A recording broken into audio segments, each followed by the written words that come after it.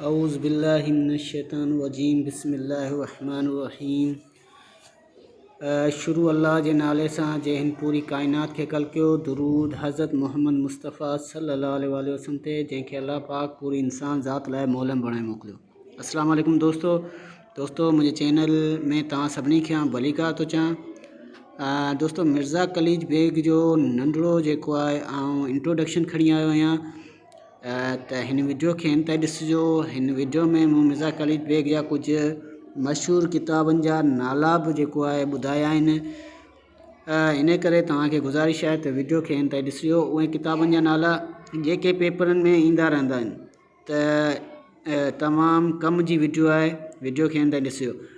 अच्छा, उहे दोस्त जेके मुंहिंजे चैनल खे ॾिसी रहिया आहिनि ऐं मुंहिंजे चैनल खे अञा ताईं सब्सक्राइब न कयो आहे, उन्हनि खे गुज़ारिश आहे मुंहिंजे चैनल खे सब्सक्राइब करियो, लाइक करियो ऐं कमेंट्स करियो। Thank U. हलो त मिर्ज़ा कलीज बेग जे नंढे तारुफ़ जी तरफ़ हलूं। मिर्ज़ा कलीज बेग 4 मुहर्रम 1270 हिजरी मुताबिक़ 7 अक्टूबर 1853 ईस्वी में ज़िले हैदराबाद जे ॻोठ टंडे ठोड़े में ॼाओ। मुंहिंजे पीउ जो नालो फरीदून बेग हो। हुन इब्तिदाई तालीम ॻोठ जे मदरसे में हासिल कई। मिर्ज़ा कलीज बेग जो ॻोठ हैदराबाद खां अटकल 2 किलोमीटर जे फ़ासिले ते हूंदो हो ऐं हू उतां खां रोज़ानो पंधु करे हैदराबाद तालीम हासिल करण लाइ ईंदो हो। हुन सिंधी सां गॾु ॿियनि ॿोलियुनि में 350 खां मथे किताब लिखिया। कुझु हंधनि लिखियलु आहे त 450 खां मथे किताब लिखिया, पर हिते 350 मूं ॼाणा आहिनि। मिर्ज़ा कलीज बेग तक़रीबन 10 नाटक लिखिया ऐं 12 नावेल लिखिया। ही पॉइंट जेका आहे कम वारी आहे, नोट करण वारी आहे। पेपर में अची सघे थो त मिर्ज़ा कलीज बेग टोटल केतिरा नावेल लिखिया आहिनि, त 12 नावेल लिखिया आहिनि, ठीकु आहे न, ऐं 10 नाटक लिखिया आहिनि।